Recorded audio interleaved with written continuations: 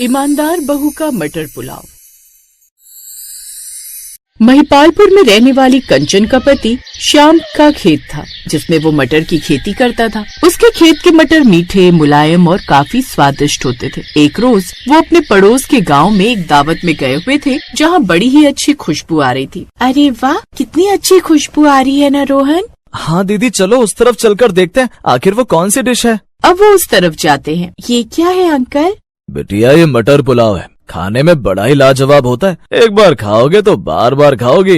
क्या सच में? ठीक है, तो एक प्लेट लगा दो। दोनों ने जैसे ही मटर पुलाव खाया, उन दोनों को वो बड़ा अच्छा लगा। ये तो वाकई बहुत ही अच्छा है।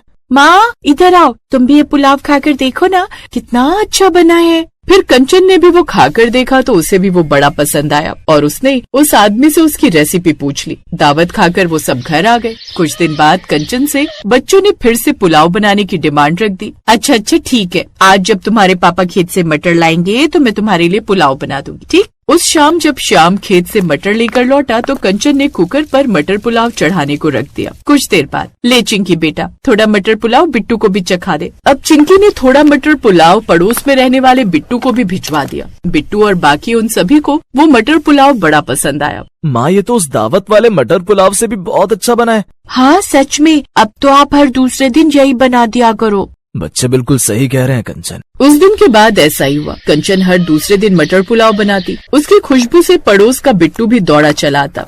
काकी, मुझे भी थोड़ा मटर पुलाव दो ना। पता नहीं काकी, आपके हाथों के बने मटर पुलाव की एक अलग ही खुशबू है। नहीं तो मटर पुलाव तो मेरी माँ और भाभी भी बनाती हैं, लेकिन उन्हें भी उसमें से वो स्वाद नहीं आता। हाँ बिट्टू, ये भी कोई कहने की बात है। चल अब तू बच्चों के साथ बैठ जा, मैं तुझे भी परोस देती हूँ। कंचन बड़ी नेक दिल और ईमानदार औरत थी। वो सभी बच्चों को वैसे ही प्यार करती थी जैसे अपने बच्चों को करती थी। सभी बच्चों को खाना परोसने के बाद, मैं तुम्हारे बाबा को खेत में मटर पुलाव देकर आती हूँ। गर्मा गर्म खा लेंगे तो सही रहेगा। तुम सब आराम से बैठकर खाओ। बच्चे साथ में पुलाव खाने लगते हैं और कंचन खेत की ओर चली जाती है, जहाँ सर पर हाथ रखकर वो बैठा हुआ था। अरे क्या हुआ जी, आप इतना परेशान क्यों लग रहे हैं? क्या बताऊं कंचन, हम इतनी मेहनत से खेत में दिन रात काम करके मटर उगाते हैं, लेकिन कोई भी व्यापारी उसके सही दाम ही नहीं देता। मैं तो कहती हूँ आप खुद का ही ठेला क्यों नहीं लगा लेते? मैंने भी यही सोचा था, लेकिन बाजार में पहले ही मटर की बड़ी भरमार है, इसीलिए उसकी कीमत कम हो गई है। अब सोच रहा हूँ अगले साल से कुछ और फसल उगाऊं। आप चिंता मत कीजिए जी, सब ठीक हो जाएगा। पहले आप खाना खा लीजिए, ठंडा हो जाएगा। वाह कंचन, क्या टेस्टी मटर पुलाव बनाती हो तुम। मैं तो कहता हूँ अगर हम अपने मटर को बेचने के बजाय इससे अच्छा होगा अगर हम मटर पुलाव बनाकर बेचें, तो इससे हमें अच्छी कमाई हो जाएगी। बात तो सही है, लेकिन क्या लोग इसे खाना पसंद करेंगे? मतलब लोगों को तो समोसे, गोलगप्पे यही सब खाना पसंद है। ऐसा नहीं है, लोगों की जुबान पर बस खाने का स्वाद चढ़ना चाहिए। अगर एक बार उन्हें मटर पुलाव पसंद आ गया ना, तो फिर हमारा काम अच्छा चलेगा। आप कहते हैं तो हम एक बार कोशिश करके देख सकते हैं। ठीक है, तो हम कल से ये काम शुरू कर सकते हैं। अब शाम उसे कुछ ताजे मटर दे देता है, जिन्हें लेकर वो घर आ जाती है और घर आकर वो ढेर सारे मटर छील कर रख देती है। फिर अगले दिन सुबह सुबह जल्दी उठकर वो मटर पुलाव बनाना शुरू कर देती है और बढ़िया से वो स्वादिष्ट मटर पुलाव बना लेती है। फिर शाम से, सुनिए जी, बाजार में जाकर मैं खुद मटर पुलाव बेचने का काम कर लूंगी। आपको खेत भी तो जाना है ना, और बच्चे भी अभी स्कूल गए हैं, तो तब तक मैं बाजार में ये पुलाव बेच आऊंगी। जैसा तुम्हें ठीक लगे। और कंचन अकेले ही बाजार की ओर मटर पुलाव उनके पुराने ठेले पर लेकर निकल पड़ती है। कुछ देर बाद वो बाजार में पहुंच जाती है। आओ भैया, गरम गरम स्वादिष्ट मटर पुलाव खाओ। एक बार खाओगे तो इसके दीवाने हो जाओगे। कंचन के बाजार में आते ही उसके सारे मटर पुलाव की खुशबू सारे बाजार में फैल जाती है। लोग उसके ठेले की ओर खींचे चले आते हैं। वाह भाई, इसमें से क्या बढ़िया खुशबू आ रही है। मुझसे तो बर्दाश्त ही नहीं हो रहा कि मैं खुद को रोक पाऊँ। अब तो आप जल्दी से लगा दो बहन जी। अजी रुकिए, पहले दाम तो जान लीजिए। दाम ज्यादा नहीं है बहन जी, बस 40 रुपए प्लेट। अरे वाह, ये तो बहुत ही अच्छी बात है। फिर तो 2 प्लेट बना। कंचन दोनों को गर्म पुलाव करके दे देती है। धीरे धीरे उसके पास और भी ग्राहक आने लगे और उसकी ठीक ठाक कमाई होने लगी। फिर जब सभी ग्राहक चले गए, तब कंचन की नजर दूर फ्रॉक में खड़ी एक लड़की अनु पर गई। वो लगातार मटर पुलाव के ठेले को ही देखे जा रही थी। कंचन ने उसे देखा तो उसे इशारा करते हुए अपने पास आने को कहा। यहाँ आओ बच्ची, क्या तुम्हें भूख लगी है? वो लड़की घबरा गई, फिर जैसे तैसे हिम्मत करके आगे बढ़ी। बिना कुछ कहे वो बच्ची हाँ में सर हिलाती है, जिसके बाद कंचन उसे प्लेट में डालकर पुलाव खाने को देती है। लेकिन वो उस पुलाव को एक पिंडी में डाल देती है। अरे ये तुम क्या कर रही हो? आंटी मेरी माँ भी घर पर भूखी है ना, तो हम दोनों साथ में जाकर खाना खाएंगे। उनके बिना मैं कैसे खा सकती हूँ? 1 मिनट रुको बेटा, अगर तुम्हारी माँ बीमार है तो तुम थोड़े और मटर पुलाव ले जाओ, तुम दोनों के लिए इतने से तो कम पड़ जाएंगे। कंचन उसे थोड़ा और मटर पुलाव दे देती है, जिसे लेकर वो खुशी खुशी वहाँ से चली जाती है। ये देखकर कंचन को भी बड़ा सुकून मिला। फिर शाम को वो घर लौटी तो पहले दिन ही अच्छी खासी कमाई देख कंचन के साथ साथ श्याम भी बड़ा खुश हुआ। मैंने कहा था ना कंचन, तुम्हारा मटर पुलाव सबको जरूर पसंद आएगा। अब अगले दिन वो फिर से ठेला लेकर मटर पुलाव बेचने निकल पड़ी। उस रोज भी उसके पास कई ग्राहक आए। ऐसे ही कुछ दिन बीत गए। बीच बीच में वो बच्ची उसके ठेले पर आती तो कंचन उसे मुफ्त में पुलाव दे देती। एक रोज एक आदमी खाना खाने के वक्त अपना बैग उसके ठेले पर रख देता है, लेकिन खाना खाने के बाद वो चुपचाप वहाँ से चला गया और अपना बैग वहीं भूल गया। अरे ये बैग तो उन भाई साहब का लगता है, यहीं रखे रहने देती हूँ, हो सकता है शाम तक वो आ जाए। कंचन देर शाम तक उसका इंतजार करती है, लेकिन वो बैग लेने नहीं आता। फिर शाम को वो उस बैग को लेकर घर आ जाती है और सारी रात उसे अपने घर पर ही रखती है। लेकिन अगले दिन जब वो बाजार जाने लगी तो बहुत तेज बारिश और तूफान आंधी चलने लगी और अगले 4 दिन तक वो तेज बारिश लगातार चलती रही, जिस कारण कंचन कुछ दिन तक काम पर नहीं जा सकी। मेरी तो समझ में कुछ नहीं आ रहा है कि मैं कैसे मटर पुलाव का ठेला लगाऊं। पूरे बाजार में तो पानी ही पानी भरा हुआ है। मेरी तो समझ में कुछ नहीं आ रहा कि मैं क्या करूं। तभी कोई उनका दरवाजा खटखटाता है। इस वक्त भला कौन है? मैं देखता हूँ। श्याम जाकर दरवाजा खोलता है तो सामने वही लड़की यानी अनु खड़ी थी। कौन हो तुम बेटी? मुझे कंचन काकी से मिलना है। तभी कंचन भी बाहर आती है। अनु तुम यहाँ? काकी हमारे गांव में बारिश से सबकी फसल खराब हो गई, किसी के पास कुछ नहीं बचा है, सबने 2 दिन से खाना भी नहीं खाया। क्या आप हम सबके लिए मटर पुलाव बना दोगी? तुम चिंता मत करो बेटी, मैं सबके लिए बना दूंगी। तुम 2 मिनट रुको, मैं अभी मटर पुलाव बनाने का सामान लेकर आती हूँ। कंचन मैं भी तुम्हारे साथ चलता हूँ। अब वो दोनों मिलकर उस बच्ची के साथ सामान लेकर चल पड़ते हैं। उसके गांव जैसे तैसे पहुंचकर वो ढेर सारा मटर पुलाव बना देती है। वहाँ कई दिनों से भूखे गरीब लोगों को खाना दे देती है। तभी उन लोगों में उसकी नजर उस आदमी पर पड़ती है जो उस रोज उसके ठेले पर अपना पर्स भूल गया था। भाई साहब, आप तो वही है जो उस रोज अपना पर्स मेरे ठेले पर भूल गए थे। वो अभी भी मेरे घर पर ही है। मैंने उस शाम भी देर तक तुम्हारा इंतजार किया, लेकिन तुम आए ही नहीं। फिर अगले दिन से बारिश और तेज हो गई। क्या वो पर्स आपके घर पर है? मैं तो उसे कब से ढूंढ रहा था, मुझे तो लगा था कि वो कहीं चोरी हो गया। हाँ श्याम, तुम अभी जाकर ले आओ। श्याम जल्दी से वो पर्स लेकर आता है। वो आदमी झट से उस बैग को खोलकर देखता है तो उसमें उसके पूरे 2 लाख रुपए थे।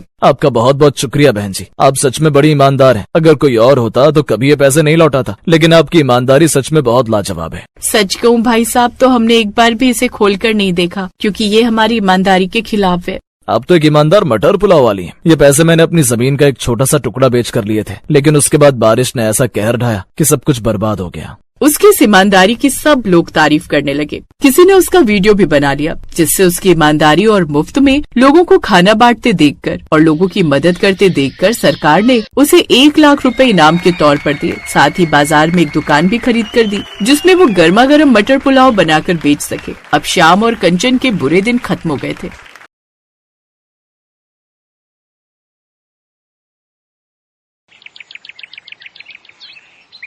इस बार क्या सोचा है, क्या लगाओगे?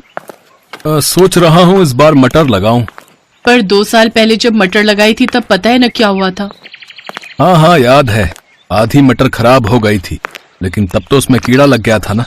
इस बार मैं ध्यान रखूंगा। ठीक है, और फिर करोगे क्या इतनी सारी मटर का? मटर पुलाव बनाएंगे और भरपेट क्या, जी भर खाएंगे और क्या। राम की बात सुनकर उसकी पत्नी नंदिनी भी हंसती।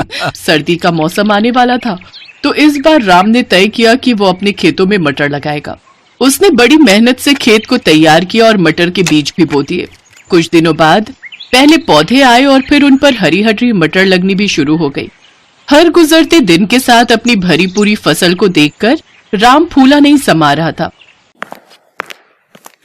नंदिनी, ओ नंदिनी, चलो जरा, तुम्हें कुछ दिखाना है।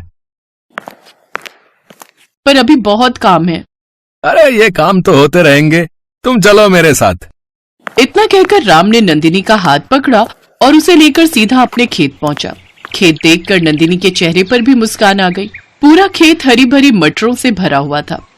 ऊपर वाले की कृपा से बहुत बढ़िया फसल हुई है इस बार। तुम देखना नंदिनी, इस बार खूब अच्छे पैसे मिलेंगे इन मटरों के। मैंने सोच लिया है, पैसे आते ही सबसे पहले घर की छत सुधरवाऊंगा। और कोई खर्चा है क्या? हाँ है ना, एक बढ़िया सी साड़ी भी दिला देना मुझे। हाँ हाँ, ले लेना। एक नहीं, तुम 2 साड़ियाँ ले लेना इस बार तो।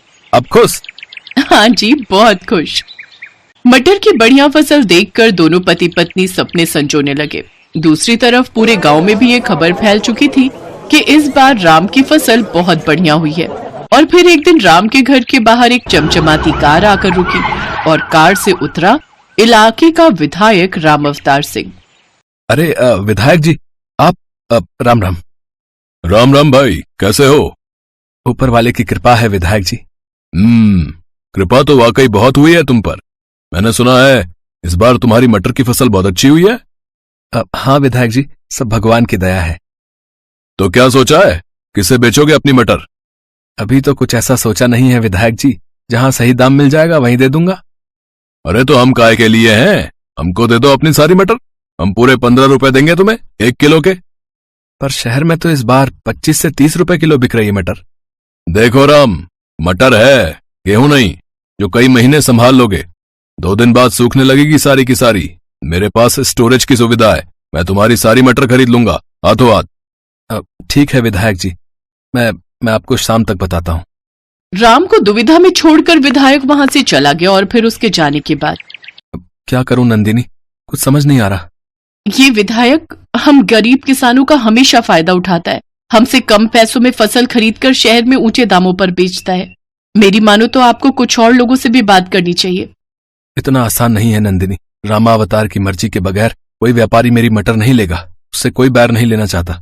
और मुझे डर इस बात का है कि अगर सारी मटर यहीं सड़ गई तो 1 पैसा नहीं मिलेगा। हाँ, अच्छा तो फिर क्या कर सकते हैं? विधायक जी की नजर हमारी फसल पर है तो बेचनी तो उसे ही पड़ेगी। अच्छा सुनो, अब खाने में क्या बनाया है? गर्मा गर्म मटर पुलाव है जी। अरे वाह, तो जल्दी से ले आओ फिर, बड़ी भूख लगी है।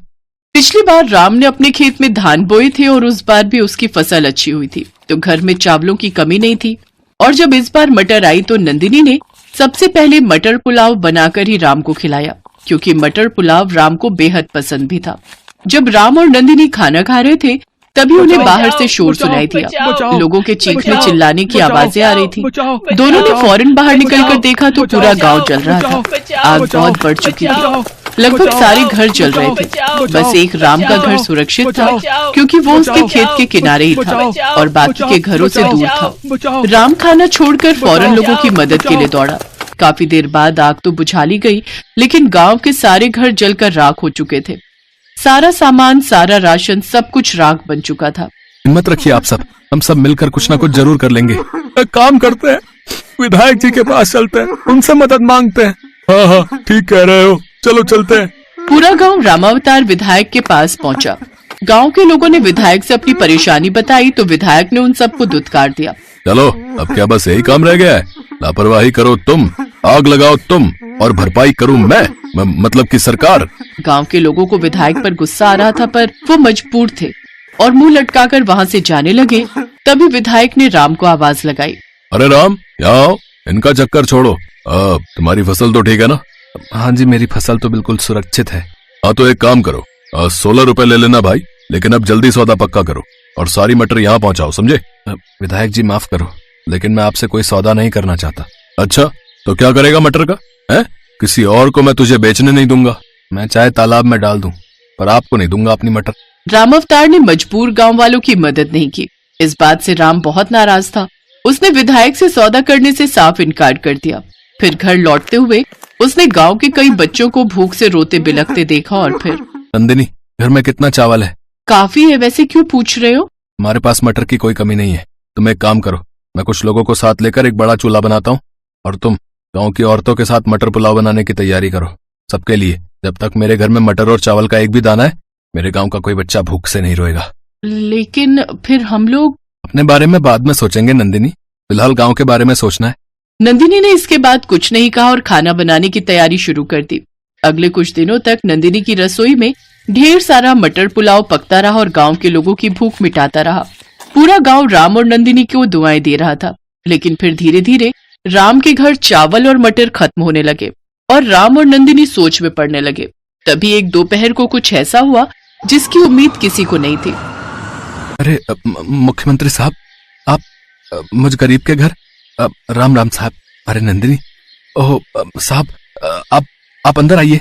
नहीं, यहाँ बैठिए साहब। अरे बस करो भाई, तुम पहले ही बहुत कुछ कर चुके हो। यहाँ जो कुछ हुआ उसके बारे में मुझे सब पता चल चुका है, लेकिन अब किसी को परेशान होने की जरूरत नहीं है। मैंने आदेश दे दिए हैं, कलेक्टर साहब सारी व्यवस्था कर देंगे। बहुत बहुत शुक्रिया साहब, अब तो कुछ नहीं चाहिए। हमें चाहिए तुम्हारे जैसे उम्मीदवार जो सच्चे दिल से जनता की सेवा करें। यहाँ के विधायक की सारी पोल पट्टी खुल चुकी है और इस बार के चुनाव में तुम्हें इस इलाके से टिकट देना चाहता हूँ, ताकि यहाँ सही मायने में विकास हो सके। सीएम साहब की बात सुनते ही गांव के लोग सीएम साहब और राम की जय के नारे लगाने लगे। सीएम भी समझ चुके थे कि अब राम को विधायक बनने से कोई नहीं रोक सकता, क्योंकि जनता राम के साथ थी। राम ने भी हाँ कर दी। और फिर सीएम साहब के जाने के बाद, सुनिए ना, जब आप विधायक बन जाएंगे तब तो मेरे लिए साड़ी ला देंगे ना?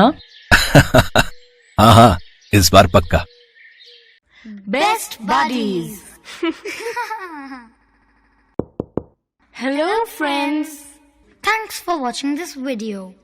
अगर आपको ये वीडियो पसंद आया है तो प्लीज लाइक, सब्सक्राइब, कमेंट्स करें इस वीडियो पर, और हाँ, शेयर करना भी ना भूलें। और भी मजेदार वीडियो देखने के लिए नीचे दिए गए बेल आइकॉन को दबाएं। देखते रहिए बेस्ट बडीज।